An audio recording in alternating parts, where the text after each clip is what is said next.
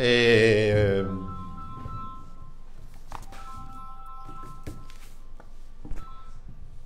ecco qui. Allora io direi, dopo i saluti che faccio con piacere anche a tutti coloro che sono collegati da casa, oggi sono qui con l'assessore Lanzarini, abbiamo appena finito una lunghissima videoconferenza con i direttori generali. L'assessore Bottacin non c'è perché è fuori per le note vicende delle quali poi vi parlerò. Allora andiamo subito al bollettino così facciamo veloci. Totale dei tamponi 1.578.767, quindi vedete che ormai siamo le superstar dei tamponi in questa regione. I test rapidi fatti ad oggi sono 1.320.000. Ma di questi numeri ogni tanto ricordiamoli, perché ogni tanto sentendo qualche dichiarazione sembra che anche che non facciano tamponi, non ce li ha nessuno questi dati. Cioè vuol dire che 1,3 milioni più 1,5 milioni fa 2,8 milioni, quasi 3 milioni di tamponi fatti. 2,9 milioni per l'esattezza, se calcoliamo anche le altre cifre. Numero dei positivi dal 21 febbraio, dei primi due pazienti, 23.189, sono esattamente 163 in più rispetto nelle ultime 24 ore. Fondamentalmente pesano molto i vacanzieri, perché i vacanzieri sono la stragrande maggioranza. Abbiamo dei positivi nello screening delle scuole, però sono i vacanzieri, insomma. Considerate che le scuole abbiamo già screenato 31.000 persone. Isolamento 7.618, sono esattamente 465 in più. Perché? Perché noi il piano di sanità pubblica lo applichiamo bene e quindi è inevitabile che facendo bene i cerchi concentrici, facendo in modo che si valutino non solo i contatti stretti del positivo ma anche le frequentazioni e le persone che ha incrociato, ovviamente noi isoliamo molte più persone. Dei 7.618 di sintomatici ce ne sono 117, quindi di 7.618 isolati in isolamento fiduciario solo 117 positivi. Questa è la dimensione. I ricoverati sono 152, sono 2 in più rispetto a ieri. Le terapie intensive sono 13, il numero è invariato, peraltro sono 9 positivi e 4 negativi. Totale dei morti è 2.123. E andiamo alle percentuali. Abbiamo detto che abbiamo 117 sintomatici su 7.618. Allora, la percentuale oggi dei sintomatici, di coloro che sono che hanno sintomi, oggi sul totale degli isolati è di l'1,53%. Ma il dato più interessante è questo, la percentuale dei sintomatici sui positivi. Allora, i positivi oggi sono 2.556 in Veneto.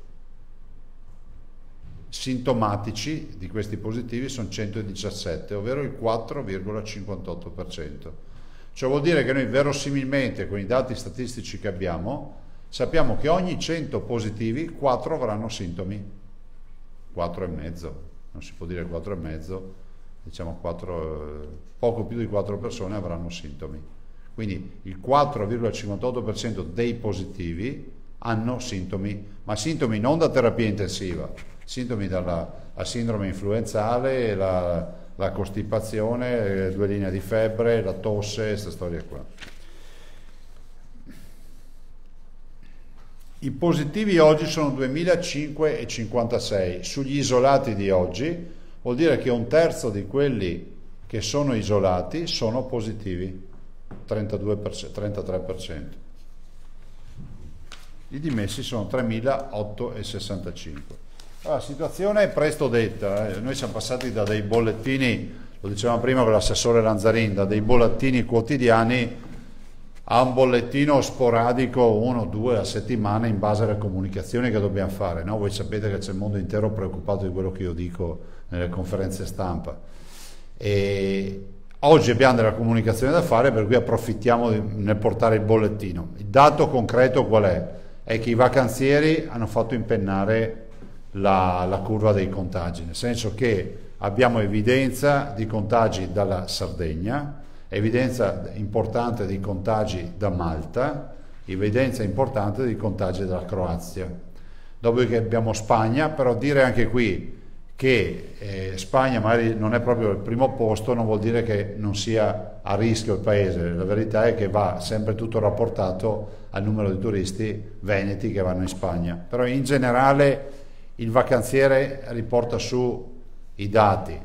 Dall'altro ovviamente stiamo facendo delle azioni di screening importante, forte, perché se voi pensate abbiamo già fatto 32.000 insegnanti che in maniera volontaria si sono sottoposti allo screening, e quindi poi vi daremo nei prossimi giorni anche i dati, perché voglio darvi i dati ufficiali, perché io vi posso dire che di 32.000 ne abbiamo 481 che sono risultati positivi, ma non sono positivi nel senso che hanno la saponetta positiva, ma poi al test molecolare non sono positivi. Quindi non scrivete che ci sono 481 insegnanti positivi su 32.000, perché è una balla, perché la saponetta ci serve solo per screening, poi noi facciamo il test molecolare per confermare e vediamo che la conferma non c'è, quindi sono molti di meno, solo che stiamo finendo il test molecolari e poi vi dirò i dati ufficiali esatti. E oggi abbiamo parlato del piano di sanità pubblica. Dopo l'assessore Lanzarin, perché è giusto che ne parli lei, vi parlerà del fatto che noi oggi inviamo per il tramite del Dipartimento Prevenzione le linee guida della scuola.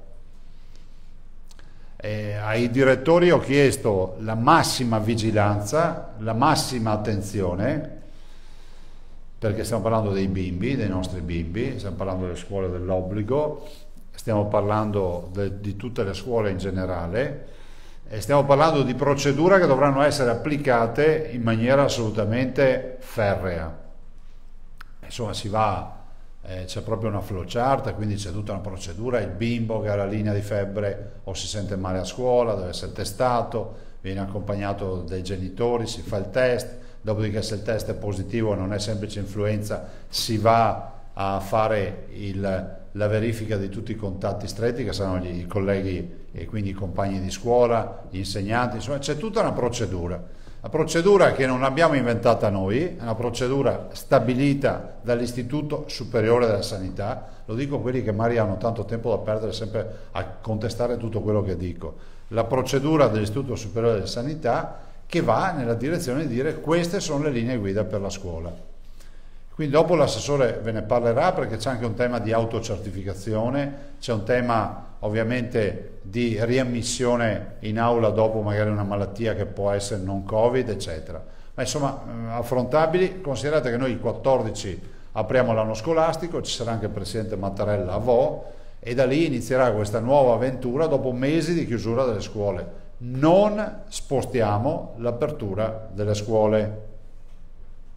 Io non lo sto minimamente valutando, dopo per carità qua bisogna sempre dire ad oggi, perché può succedere di tutto da qui al 14, però oggettivamente penso che l'impegno e l'indicazione che abbiamo dato agli studenti e alle famiglie, se viene modificata, a meno che non ci siano gravi impedimenti, ma non ce ne sono al momento, rappresenti solo, se viene modificato, un guaio in più per le famiglie, perché significa riprogrammare la gestione e il tutoraggio dei bambini. Ma dopo l'assessore ve ne parlerà. Sul trasporto pubblico locale io voglio dire delle cose, perché voi sapete che dal 1° di settembre noi abbiamo finalmente visto qualcosa. Quanto avete sentito parlare di capienza degli autobus, i treni, e la mascherina, il distanziamento, il separare in plexiglass? Beh, posso dire una cosa: se oggi abbiamo l'80% di capienza, uso di mascherina, stop, è merito di tutto il dibattito che è partito dal Veneto e che abbiamo sollevato noi. Vi ricordo che si volevano ridurre della metà i posti in autobus e nel contempo si garantivano, diciamo, gli assembramenti nelle aziende sul posto di lavoro, garantendo che 2 lavoratori o 1000 lavoratori potessero lavorare fianco a fianco portando la mascherina, ma gli stessi colleghi in autobus fino a 10 giorni fa non potevano neanche avvicinarsi. Quindi noi abbiamo sempre detto che era una contraddizione. Il 13 aprile del 2020 il governo ha firmato con le parti sociali l'accordo per la sicurezza sui posti di lavoro. Venne firmato in occasione, se ve lo ricordate, della prima apertura con i codici Ateco, fu proprio l'esordio dei codici Ateco. Lì giustamente i sindacati posero una questione che era quella di dire: scusate, ma la sicurezza per chi aprirà? E l'accordo fu che fianco a fianco 2 lavoratori ci possono stare con la mascherina. In autobus no, sembrava, no? E noi abbiamo detto: ma così non funziona. Abbiamo oggi un dato, l'80%, che non è da far salti di gioia, perché un po' di problemi ce li abbiamo. Vorrei ricordarvi che in Veneto abbiamo 465 milioni di passeggeri all'anno. No, vi do 2 dati, se qualcuno vuole farsi una tabellina almeno ci si rende conto. Ciao Angela. Abbiamo, di cui dei 465 milioni di passeggeri all'anno, 45 milioni sono su rotaia, 145 milioni su acqua,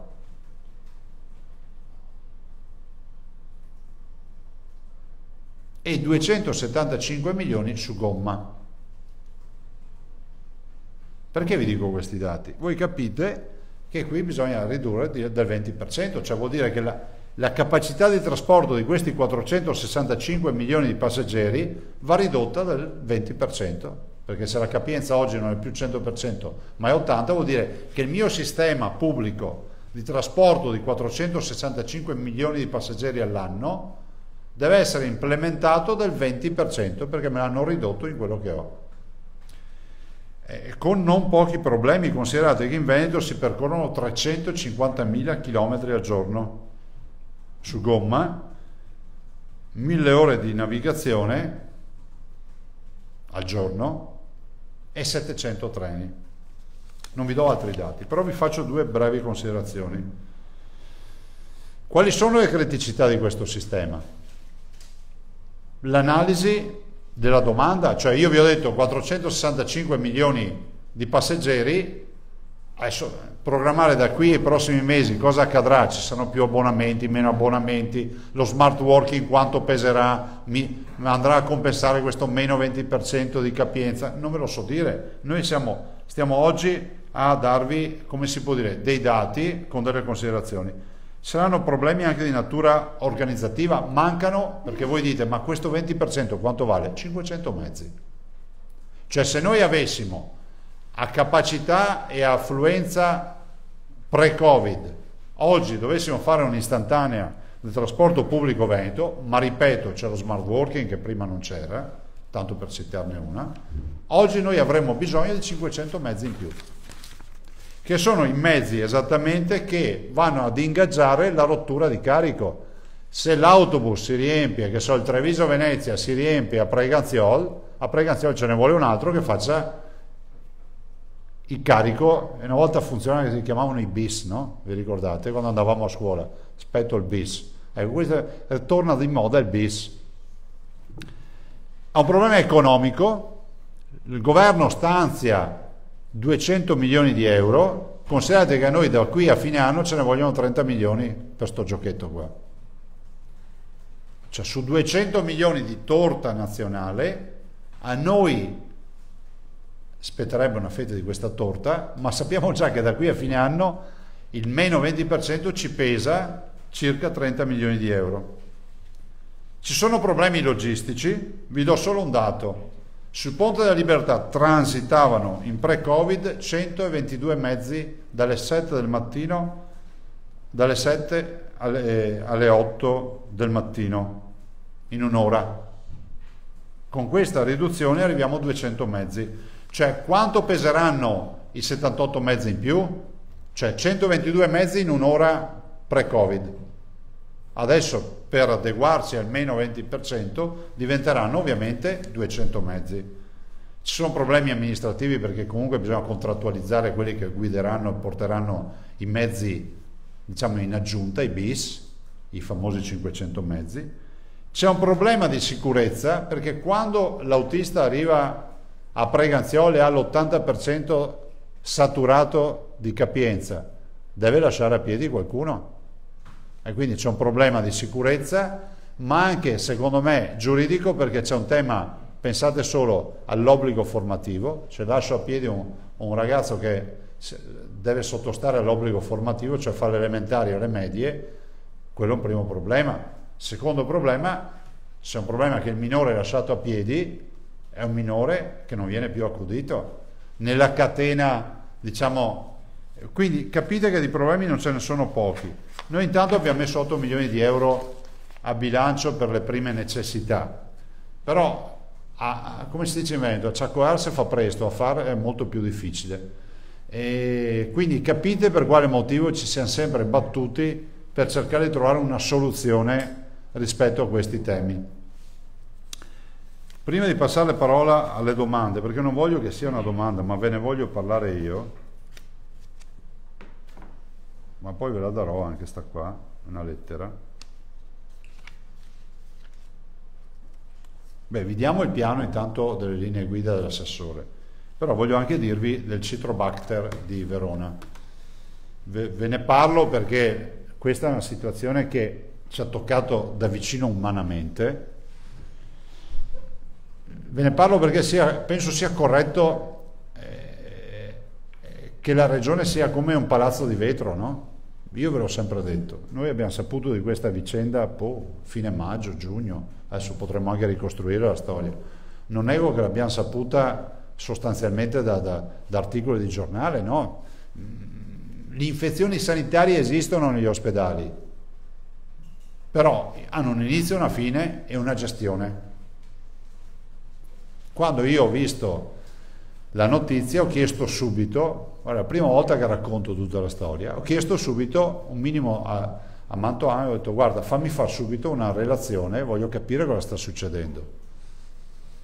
E già da quella relazione si capiva che non era una roba fresca di qualche mese, no? Uno dice, avevo letto la storia toccante di Nina, della mamma della dottoressa Frezza, ma che poi è la storia di altre famiglie purtroppo. E quando ho visto due carte, ho voluto sentire personalmente la mamma di Nina, anche per capire da chi aveva vissuto, no? In prima persona, perché una mamma che sta in terapia intensiva ci sta a fianco alla sua bimba, al suo bimbo, no? Quindi vede, ascolta, capisce, percepisce, no? Nel giro di poche ore ho chiuso il giro di quella scarna informazione che avevo e ho sentito, diciamo, la necessità di entrare in questa stanza buia e di accendere la luce. Da qui è partita l'idea, che poi si è concretizzata, di istituire una commissione ispettiva, che nell'ambito delle commissioni che tu vuoi fare è quella, diciamo, di massima gittata, no? Ringrazio intanto tutti coloro che hanno lavorato in commissione ispettiva. Abbiamo nominato i fiore dei professionisti che ci sono a livello nazionale e Veneto, ovviamente. Non sono tutti veneti. Abbiamo voluto che la commissione ispettiva fosse chiaramente indipendente e, come si può dire, lontana da ogni rapporto, anche umano, lasciatemelo dire, rispetto al contesto veronese. Ringrazio il professor Baldo perché gli ho chiesto personalmente di presiederla. Ricordo che il professor Baldo è l'unico titolato a parlare di sanità pubblica perché lui insegna igiene ed è colui che, come si può dire, si occupa di questi temi. Siamo davanti a un'infezione ospedaliera con uno dei batteri più terribili che ci siano, il Citrobacter. Non è l'unico, ce ne sono tante. Può accadere, lo leggerete dalla relazione, può accadere che ci siano delle infezioni temporanee, circoscritte, che si vadano a, come si può dire, a spegnere velocemente, ma questa è la storia di un'infezione che purtroppo, da quello che si legge nelle carte, si trascina. Si è trascinata per mesi, se non per anni. Si leggono tanti dati, no? Si vede 98 pazienti, sappiamo che molti di questi pazienti, alcuni di questi pazienti hanno perso la vita, altri hanno una qualità della vita pregiudicata, e io penso che la relazione ci imponga di fare delle riflessioni. Da un lato le famiglie che hanno diritto a giustizia, dall'altro gli operatori, e di mezzo c'è il tribunale. Ho chiesto che la relazione della commissione ispettiva sia inviata, ed è stata inviata, alla Procura della Repubblica, all'azienda ospedaliera, perché è la controparte, e sia in assoluto in disponibilità ai familiari dei pazienti, dei bimbi che purtroppo hanno incrociato il Citrobacter e hanno vissuto questa tragedia. Noi non riusciamo a ripagare in nessuna maniera le vite umane, le tragedie familiari e tutto quello che è accaduto e che accadrà ancora. Dico semplicemente che stiamo osservando con attenzione. Io ho voluto che si diffondesse la relazione, che sia chiaro questo, perché venerdì scorso ho risollecitato. Considerate che né io né il dottor Mantovani abbiamo mai parlato con nessun membro della commissione, quindi in maniera libera, indipendente, hanno scritto quello che da grandi professionisti hanno ritenuto di scrivere. Se il latte viene fatto con l'acqua del rubinetto e altre robe, cioè, lo percepisco da quello che è stato scritto. Ho chiesto se fosse pronta, era pronta venerdì, e ho chiesto che mi fosse inviata, mi è stata inviata ieri, anzi lunedì ho chiesto che mi fosse inviata, mi fosse notificata, l'ho ritrovata in mail penso lunedì sera, e ieri mattina ho chiesto che fosse diffusa, che fosse mandata in procura, anzi forse è già stata mandata anche lunedì in procura, perché io ho chiesto subito che fosse mandata in procura e all'azienda ospedaliera. Dico anche che c'è un provvedimento che poi vi do, scritto dal dottor Mantoan, che ho sollecitato a seguire questa vicenda, che sta seguendo, ha scritto al dottor Cobello, direttore generale dell'azienda ospedaliera, di ovviamente in base alla relazione di valutare tutte le misure possibili e necessarie da prendersi in via di autotutela anche rispetto agli attori di questa vicenda. Vi consegno la lettera. Noi siamo esattamente nel mezzo, no? Intanto abbiamo un tema giuridico che è quello che non è che tu puoi andare a accendere e spegnere la luce come vuoi. Ci sono delle procedure da rispettare, ma queste le seguiremo in maniera assoluta. Non spetta a noi giudicare, perché un tribunale che si interessa, anzi appello che faccio io alla procura che lo faccia prima che può. Penso che questa relazione della commissione di inchiesta, ispettiva, scusatemi, sia assolutamente chiara, lapidaria. Non manca che un provvedimento di controdeduzioni eventuali da parte dell'azienda ospedaliera, che abbiamo chiesto e che chiediamo. Dopodiché abbiamo chiesto al dottor Cobello di leggere con attenzione questa relazione, io incontrerò il dottor Cobello tra oggi e domani, e di valutare ogni provvedimento necessario. Mi fermo qui, vi do, se la fotocopiamo, la lettera. No, ma c'è Federico.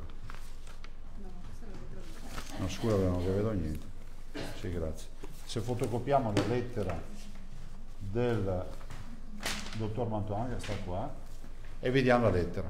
Passo parola per le domande e dopo all'assessore Lanzarini che vi dice le linee guida, che sono importantissime. Allora, Bonnet, immagino Tosato, Erle, Marchioli. Sì, Presidente, per chiarire, vediamo questo così. Per chiarire un po' meglio, quindi la Regione non assume decisioni, per dircelo chiaramente, di licenziamento. Ma la Regione le deve assumere l'azienda? Cioè noi non cioè l'azienda, per capirci, lo spieghiamo anche, assume, licenzia, sospende, fa provvedimenti disciplinari, non sono dipendenti diretti nostri. Noi possiamo solo chiedere che si intervenga, ed è stato chiesto. Dopodiché ovviamente hanno il diritto ed hanno anche il dovere di controdedurre la relazione, perché è un loro, come si può dire, è un loro diritto. Io non ho, guardate, io ho parlato solo con il dottor Cobello, non ho parlato né col direttore sanitario né col primario, con nessuno, ma l'ho fatto volutamente perché è inutile che ormai sta diventando documentaria questa vicenda. E quindi oggi vi ho annunciato che la Regione, in via formale per il tramite di chi deve farlo, del segretario regionale della sanità, ha notificato la relazione a Cobello e gli ha detto: leggi la relazione e assumi i provvedimenti conseguenti. Avete il testo della lettera, quindi è chiaro il testo. Ben venga questa domanda, perché chiariamo che non siamo noi a licenziare. Esatto, in rete c'è questo dibattito. No, giuridicamente c'è la busta paga lì, cioè non siamo noi il datore di lavoro. Cioè, pensate solo che il concorso lo fa l'azienda ospedaliera e assume uno, il primario lo assume l'azienda ospedaliera, cioè non è che le facciamo noi queste robe, ma non è uno scaricabarile, è un dato giuridico. Ci siamo consultati, fra l'altro abbiamo fatto un lungo approfondimento anche con Gius Lavorista ieri, e per cui abbiamo ben chiara la situazione. Ok, Tosato allora. Buongiorno Presidente. Ciao. Io volevo tornare un attimo al discorso dei controlli degli screening nella scuola, perché non ho capito benissimo la distinzione, cioè 481 docenti sono risultati Positivi alla saponetta, che non vuol dire essere positivi. Ecco, spieghiamo magari, Sì. perché non tutti insomma... No, ma forse sono stato troppo veloce io, nel senso che per lo screening, come previsto dalle linee guida e dalle saponette che ci hanno mandato da Roma, 95.000 saponette, si fa lo screening con la saponetta. La saponetta dà falsi positivi, cioè ti dice sei positivo poi non lo sei. Per verificare queste positività si fa il controllo in doppio, cioè si prendono i 481 sui 32.000 che sono positivi alla saponetta, al pungidito per capirci, alla goccia di sangue, e si fa l'ulteriore approfondimento con il tampone molecolare e si va in laboratorio. Quella è la diagnosi. Prima abbiamo fatto solo una parte di screening. Tanto è vero che molte non sono confermate, ma vi darò il dato vero. Non lo so dire. Ora ho fatto la stessa domanda anch'io stamattina. Debbono chiudere tutti i tamponi, dopo ci sanno dire. Comunque assai meno di 481. Sì. No, non avventuratevi su qualche centinaio, no. Il trend è la percentuale che abbiamo adesso, Sì. Sarà l'1,5, 2%, una roba del genere. Ma aspettiamo i dati, ragazzi. Io poi ho detto che posso. Diciamo che come funziona lo screening, per spiegarlo ancora in maniera più banale. Andiamo a pesca con una rete che ha le maglie fittissime. Sappiamo che tirano su anche roba che non ha senso nella nostra pesca, però sappiamo che è un pesce. E dopodiché svuoteremo la rete di tutte le robe che non ci interessano, no? Magari ha preso un sasso, una conchiglia, ma la rete ci dice guarda che c'è qualcosa dentro. Se posso fare un'altra domanda, sempre in tema scolastico, per fare insomma, Prego. questo momento più scottante, più inquietante. C'è qualche novità sul piano della misurazione della temperatura? Ieri l'assessore all'istruzione ha detto la Regione chiede al governo interno scanner, perché la misurazione della temperatura Per noi è fondamentale. Ecco, avete qualche segnale che possa... Al momento. Intanto noi sulle nostre... Allora, intanto ricordiamo che noi sulle nostre linee guida 06, quindi bambini, asili e scuole materne, l'abbiamo prevista obbligatoria in accordo con gli enti gestori. Cioè questa qui è proprio un accordo con gli enti gestori nel momento in cui noi abbiamo comunque emanato le linee guida, che sono poi che arrivano da quelle nazionali però costruite regionalmente, c'era la possibilità, c'era la raccomandazione, noi in accordo con FISMA, Sonidi, ANCI eccetera le abbiamo rese obbligatorie, quindi il 06 ha l'obbligatorietà sulla misurazione della temperatura, sul resto c'è la discussione in corso. Però noi siamo per la misurazione della temperatura, che sia chiaro, anche perché non c'è nessuna fatica e intercettare un febbriciante non sarebbe male, no? Se c'è, magari non si rende conto di esserlo. E R, poi Vacchioni per Delina. Presidente, Ciao. due domande. Una è la questione trasporti. Mi rifaccio a quello che, se non ricordo male, era successo all'inizio d'estate o forse poco prima, cioè il governo ha concesso alle regioni di avere maglie più larghe rispetto alle ordinanze o ai provvedimenti che prendeva il governo. Per cui mi chiedo se lei può confermare invece la capienza dei mezzi pubblici oppure se la regione Veneto si adeguerà all'80% per le persone che devono salire. La seconda domanda, mi scuso che io non sono aggiornatissimo su Verona, però è vero che l'azienda ospedaliera è responsabile dei dipendenti, ma la regione è responsabile dei direttori generali. Le chiedo se questa sua lettera, questo suo incontro significa che comunque la fiducia sul direttore generale non viene meno per l'azienda ospedaliera. No, guardate, noi intanto attendiamo anche che ci sia una controdeduzione dell'azienda ospedaliera, perché noi abbiamo una relazione, punto. Il che non vuol dire che penso che la relazione non sia fatta bene, però cioè, come si vede, in uno Stato di diritto attenderemo anche questa controdeduzione, dopodiché assumeremo tutte le decisioni che ci competono necessarie. Ma ripeto, il tema e il motivo della lettera che ha inviato Mantovani è questo, che se ci rivolgiamo a aspetti di operatività, l'operatività è un'operatività clinica, no? Che è in capo l'azienda ospedaliera da un punto di vista proprio di incardinazione, di assunzione e di altro. Sui trasporti? Ah no, sui trasporti noi abbiamo sempre la possibilità di deroghe. Ovvio, guardate, noi ci stiamo anche ragionando, però oggettivamente la responsabilità di una deroga su una partita come questa è pesante. Ne sto parlando anche con dei colleghi presidenti. Ad esempio c'è qualcuno che dice ma facciamo un ragionamento sugli ultimi 10 minuti di viaggio, che è la fase quella magari più stressata, no?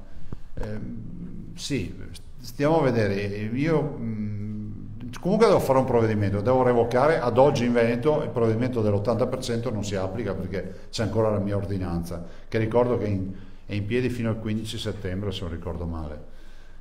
Quindi prima del 15, prima dell'apertura delle scuole, comunque devo fare o una revoca o un'ordinanza, diciamo,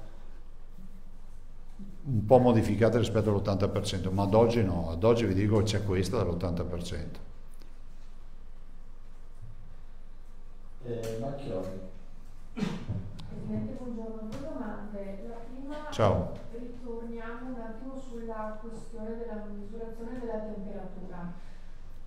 Allora, qualora il genitore si assumesse la responsabilità mandando il figlio a scuola dicendo che non ha la febbre, ma non fosse così, sono previste delle procedure?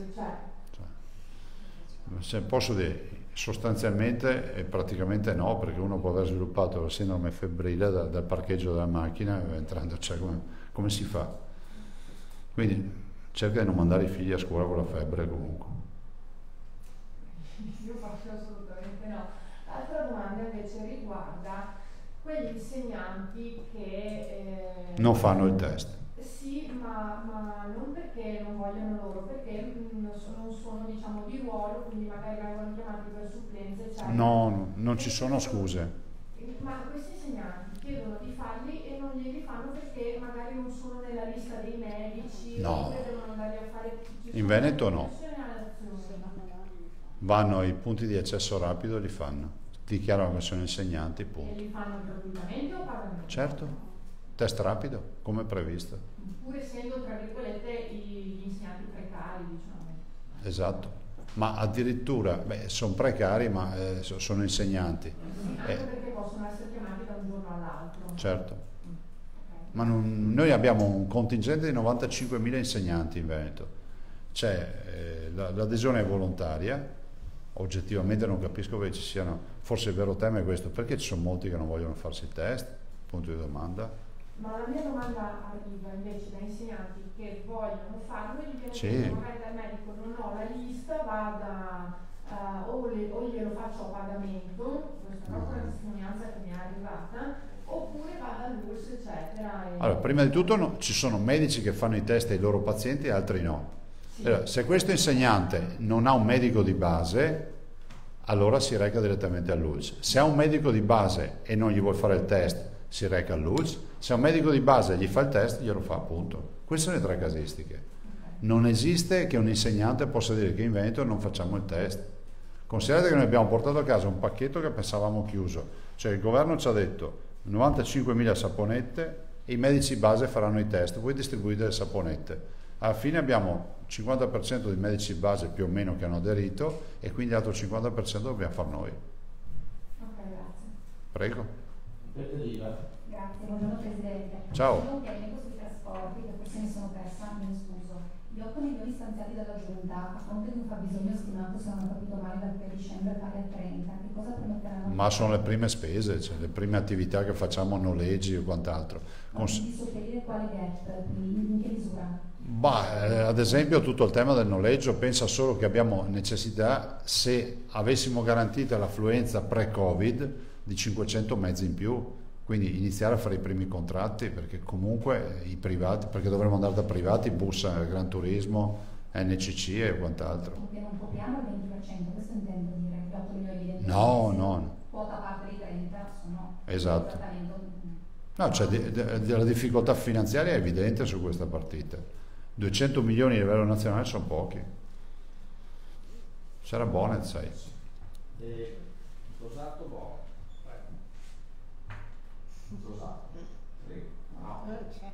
Scambio di Io vado sempre all'ordine di... Vado veloce, intanto un dettaglio. Prego. Un gruppo di docenti adesso ha chiesto, nel caso appunto dello screening, nostra benedetta saponetta, la saponetta dà soltanto falsi positivi o può dare anche falsi negativi?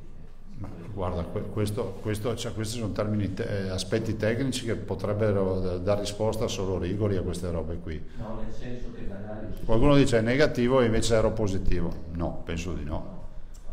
Però specifichiamo che è stata una scelta nazionale, Sì, sì. loro di farle sapere. No, perché ricordavo che appunto Rigoli ci aveva detto lo screening funziona nel senso che se la saponetta dà negativo è negativo, se dà positivo non Sì, è detto che infatti ho detto Rigoli diceva questo, ma del resto viene utilizzato come modalità di screening noi siamo dei prestatori d'opera in questa fase. La scelta del governo, il Ministero della Salute, ISS, cioè a noi hanno mandato un camion con 95.000 saponette e ha detto distribuitele.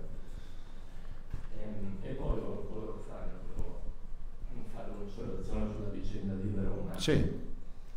Ma da quello che abbiamo appreso, ed è francamente sconcertante, scandaloso, una infezione che ha causato morti e danni gravi a tanti bambini, ecco, di questa vicenda che si trascinava da molto tempo, la direzione della sanità, la regione, il presidente della regione sono stati informati solo a fatti compiuti e per loro iniziativa, cioè detto in maniera diretta, vi hanno nascosto questa vicenda.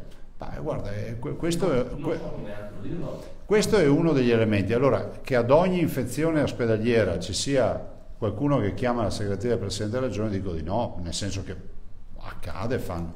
Qui c'erano altri elementi, cioè adesso non voglio entrare negli aspetti tecnici, ma noi abbiamo un servizio per le infezioni ospedaliere dell'azienda Zero, quindi abbiamo un riferimento e quindi l'attivazione è fondamentale e quindi c'è questo un primo elemento, tanto è vero che è scritto nella relazione se non ricordo male. Noi abbiamo saputo di questa vicenda che andava assolutamente segnalata, vista l'entità del danno e la gravità del problema, tanto è vero che dopo averlo saputo, dopo penso pochi giorni, è stato chiuso il reparto. Se io non avessi saputo che c'era un progresso di 1 anno, 2 anni, quello che è, avrei detto bene, hanno avuto il problema, ci hanno avvisato, hanno chiuso il reparto. Impeccabile, no? La verità è che poi leggendo abbiamo scoperto che questa roba si trascinava da mesi e questo è un altro tema. Considerate che il Cobello ha dichiarato anche stamattina in videoconferenza che lui l'ha saputo a fine maggio, l'11 maggio, bello, noi ci sono riguardati, non mi ricordavo, poi io l'ho riferito a te, l'11 giugno e te l'ho detto il giorno stesso. ecco, bello, l'ho saputo a maggio, noi a giugno, 11 giugno non l'abbiamo saputo ufficialmente dalla direzione. 11 giugno, ecco. Mentre loro. Io ricordavo fine maggio, giugno, tanto è vero che poi ho fatto nominare subito la commissione. Buone. Sì, un argomento un po' più leggero che ci troviamo perché sì, è un caso molto grave. Questa è una mostra del cinema. Stanno sorgendo un po' di polemiche per la sua assenza dalla mostra. Pensa, le avrebbero fatte se ci andavo, pensa. Grande evento culturale, insomma, di rilancio, evento post-Covid, volevo capire le ragioni per cui vi avete. Ma io mi farei fucilare sulla pubblica via per un reato del genere. Ma di cosa state parlando? Tanto le polemiche le state facendo solo voi, che tutta stamattina che Sara da Scienza chiama il mondo intero per sapere perché non ci vado.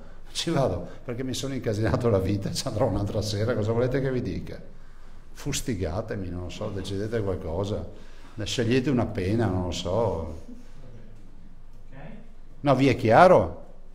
Sostengo la mostra del cinema, ho fatto di tutto perché la mostra si faccia quest'anno, al pieno sostegno il presidente Cicuto che sento spesso, e siamo intervenuti con le linee guida per fare in modo che tutti stiano belli seduti a guardare i film. Ci vado tutti gli anni, mi spiace più a me che a voi che non ci vado, ma a voi non ve ne spiace proprio niente. Ma onestamente evitate, c'è altro da scrivere sulla mostra del cinema, no, non trasformate un'assenza in una polemica, perché sennò vi vado a trovare tutte le assenze che non avete mai evidenziato, e ce ne sono. Provate a valutare quante volte mancavano i ministri, quante volte mancavano i presidenti del Consiglio. Scusatemi, adesso che venga fuori un caso perché non riesco ad andare all'inaugurazione, andrò domani sera, dopodomani, ci andrò un giorno. Ho anche altro da fare sinceramente nella vita, non è che ho solo quello.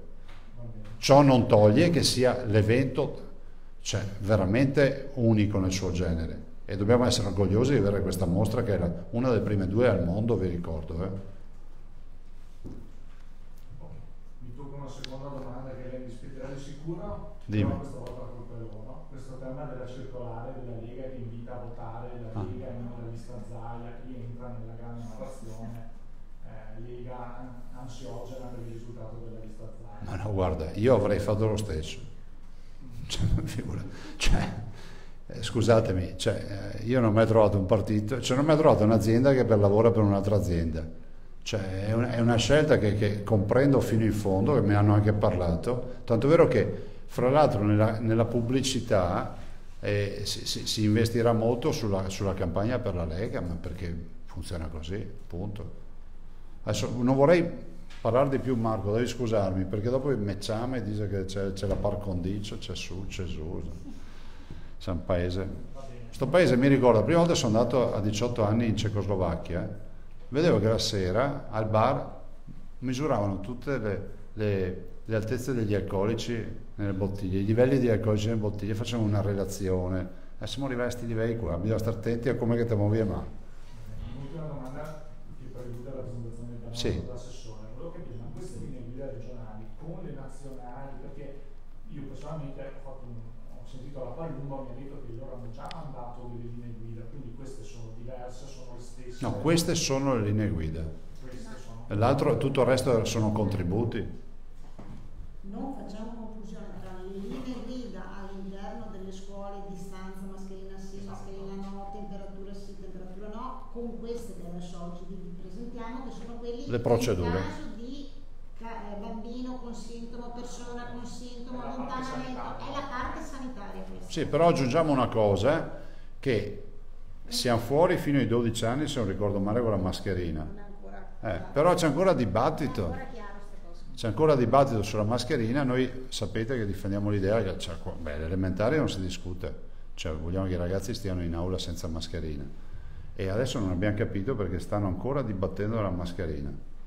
Ma io mi metto nei panni di quelli che scriveranno i libri di storia fra qualche decennio su questo momento storico qua. La mascherina, Zaia che non andava alla mostra del cinema. Fa un volume, Se vi mando una sagoma va bene lo stesso? A me personalmente anche sì, non so, ci punto. No. A proposito del film scolastico invece, fino a 12 anni niente mascherina, non è ancora C'è la stabilito. discussione, ma non è certa questa cosa. È tutto in discussione. Non c'è certezza. Sì, si apre la prossima settimana. Punto. Cioè, Punto. farà una settimana, cioè una settimana, fra 10 giorni, insomma, quello che è. Signori, vi lascio all'assessore, queste sono mie. Ah no, tu, te lascio. Grazie, buongiorno. Io qua, cioè, ho detto non ci vado, tanto non si accorgono neanche che non ci sono. Questo è impossibile. Posso dire, è una trovata comunicativa che mi accredito da solo. Sono riuscito ad avere un ritorno stampa senza andare alla mostra. Si vede È di una più se citazione, va, è se una non citazione va. da Nanni Moretti. Ah sì? Non lo sapevo. Mi si nota di più se ci Non lo sapevo. Vabbè, adesso cambierete la citazione. Grazie. Potrebbe andare e stare in disparte, allora lì sarebbe cosa. Allora è incazzato con qualcuno. Bisogna rilanciare la distanza.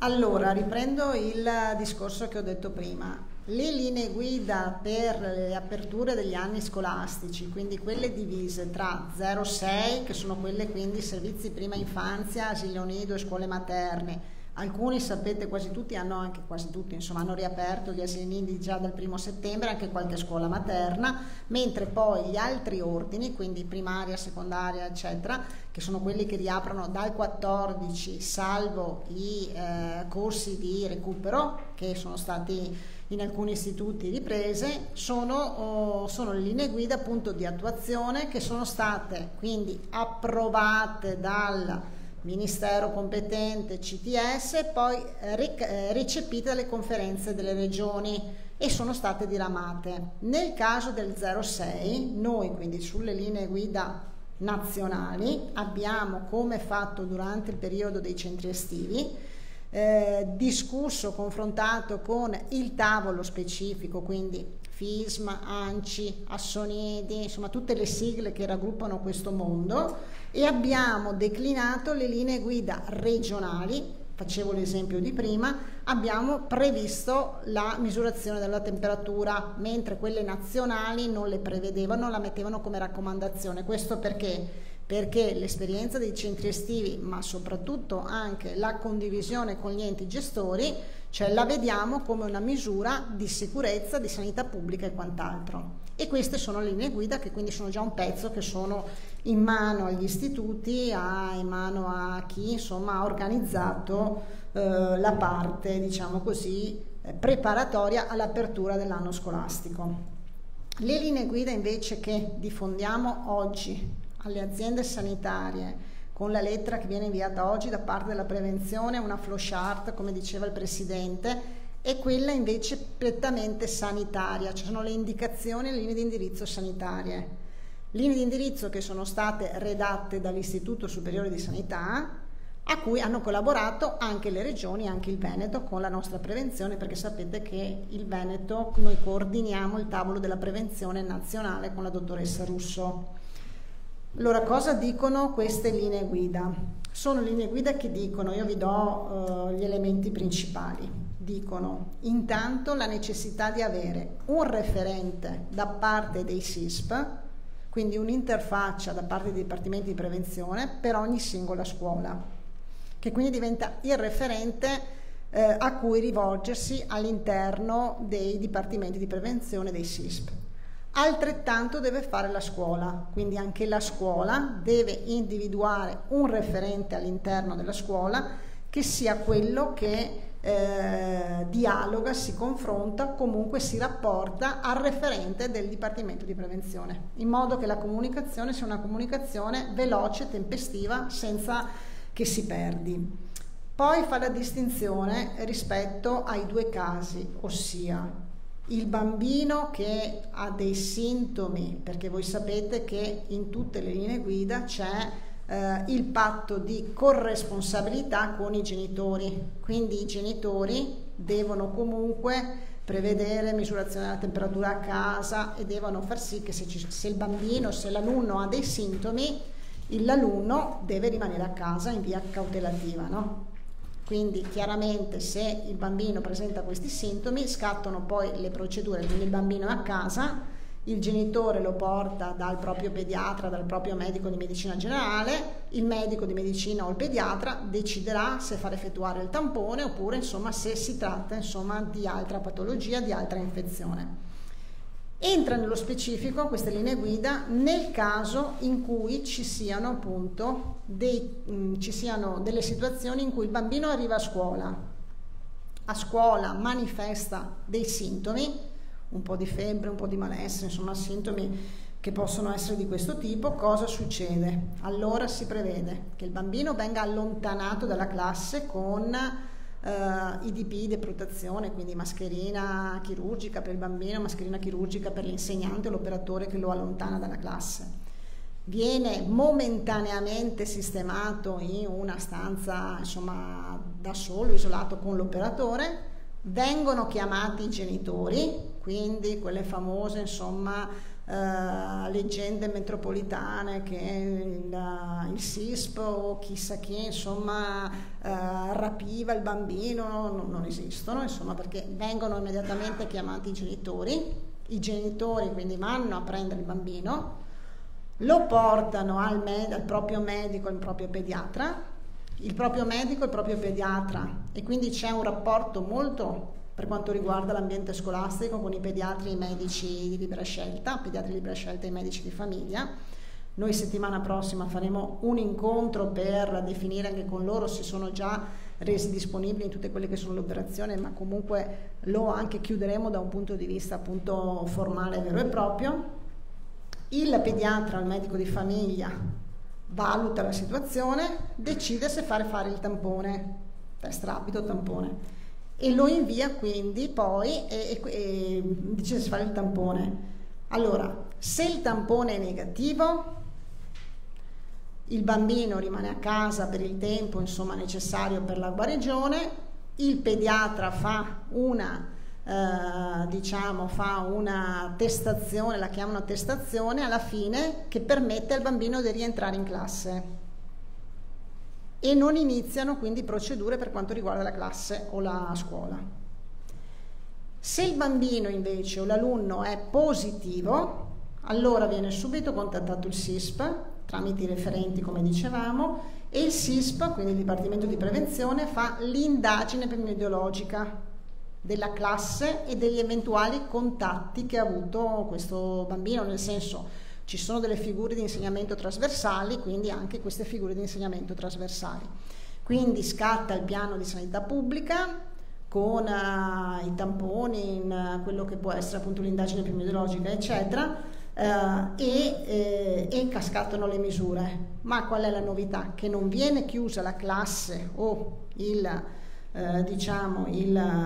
l'intera scuola come era capitato, ma in base ai risultati appunto dell'indagine epidemiologica si procede, quindi il SISP determina poi eventuali chiusure più allargate, insomma, ecco. Quindi la novità sta proprio in questo rapporto diretto tra SISP e scuola con i referenti diretti, e con il fatto che appunto il singolo caso viene isolato, si fa l'indagine epidemiologica, ma non si arriva, come abbiamo visto insomma anche in alcuni casi durante i centri estivi, alla chiusura della classe, della scuola, ma solo viene fatta l'indagine, viene accertata appunto se ci sono altri casi, poi si valuterà se ci sono altri casi, allora una chiusura insomma più importante, altrimenti si potrà procedere con quelle che sono le attività.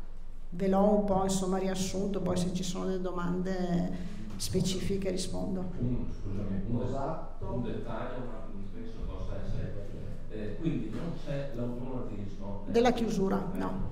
Però non è neanche escluso. No, sarà il Dipartimento di Prevenzione in base all'indagine epidemiologica. Se il bambino è positivo, fa l'indagine epidemiologica in quella classe ci sono altri 5, dico a caso, bambini positivi, chiaramente valuteranno insomma una chiusura della classe momentanea, eccetera, ma sarà il SISP che valuterà in base ai risultati delle indagini che metterà in campo.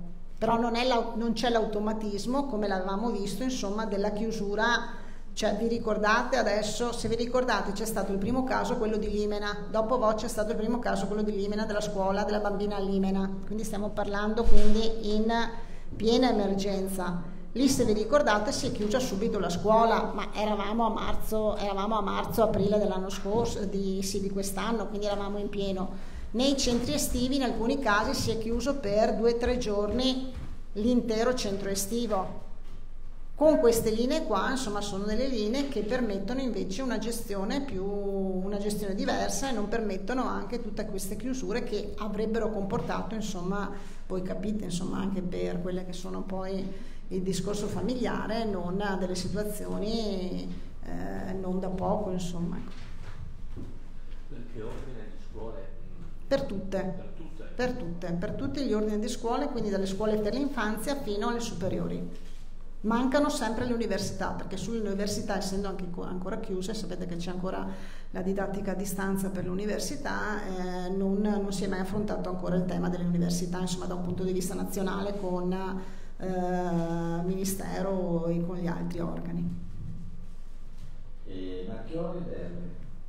Sì, assessore, mi scusi, forse ho perso un passaggio. Questa indagine epidemiologica che viene effettuata, in che cosa consiste? Cioè, in tamponi a tutta la classe?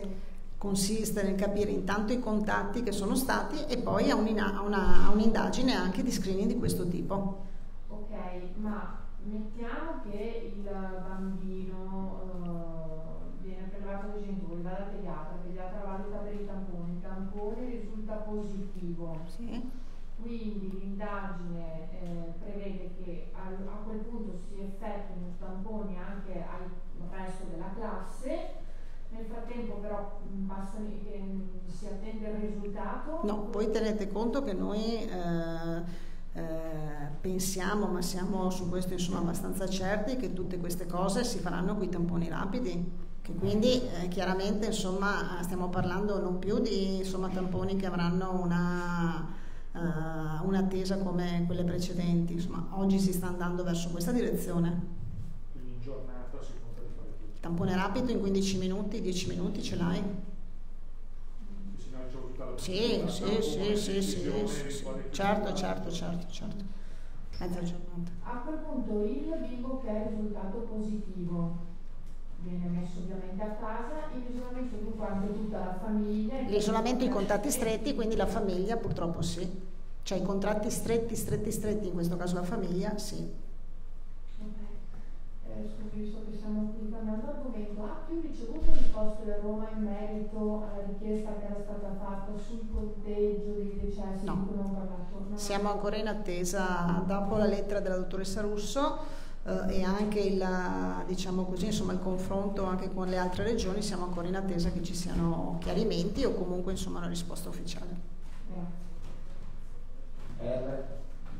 Sì, in realtà l'assessore volevo chiedere proprio dei tamponi rapidi, sì. Quindi immagino che avete una programmazione per averli qua in dotazione per l'inizio dell'anno scolastico, giusto? Sì, Azienda Zero ha già fatto delle indagini di mercato e si sta muovendo in questa direzione. E la risposta viene considerata, a differenza delle saponette, attendibile? No, giusto? la risposta qui c'è le prove che noi abbiamo fatto, che il dottor Rigoli ha fatto a Treviso, quindi ha fatto in simultanea, quindi agli stessi pazienti e quindi a numeri importanti, insomma ha fatto sia il test rapido, sia il test tampone, perché ricordiamo che è un tampone sempre, quindi non facciamo confusione con altro, sia il tampone molecolare nasofaringeo e sono sovrapponibili completamente. Quindi su questo insomma c'è un'affidabilità. C'è stata anche una validazione dello Sparazzani sì. che è stato su Fiumicino e Ciampino. No, ma anche sul campo è sovrapponibile, noi abbiamo visto sono sovrapponibili completamente. Ecco, solo una questione, non me ne voglio, ma la struttura sanitaria, cioè i SIP sono in grado di far fronte a quello che potrà essere, diciamo, un buon numero di chiamate, vieni da fare un'analisi, abbiamo un sospetto, tutte queste cose qui. Allora, se voi vi ricordate nel piano di sanità pubblica che abbiamo presentato per l'autunno, quando parliamo di territorio c'è il potenziamento dei SISP potenziamento dei SISP con gli assistenti sanitari o gli infermieri. Le aziende si stanno attivando in questa direzione, ma andiamo sempre e cadiamo sempre con lo stesso problema, cioè c'è la mancanza di trovare il personale. Quindi pensavamo che assistenti sanitari ce ne fossero un po' di più, invece non ce ne sono tantissimi. Se parliamo di infermieri, sapete che qui apriamo invece una parentesi in cui gli infermieri non ci sono neanche nelle strutture extra ospedaliere, case di riposo eccetera, infatti si aspetterà quelli che sono quelli che escono per questo anno accademico, che sono insomma circa 700 e dovrebbero uscire tra settembre e ottobre, primi di novembre. Però si stanno potenziando i SISP, perché è chiaro che avranno un carico di lavoro tra vaccinazioni normali, Covid e quindi indagine epidemiologica, vaccinazioni anti-influenzali con la campagna che stiamo mettendo in moto, voi capite insomma che sono sicuramente ben carichi, ecco, da questo punto di vista. Altre domande? Possiamo chiudere qui? Grazie. Grazie a voi.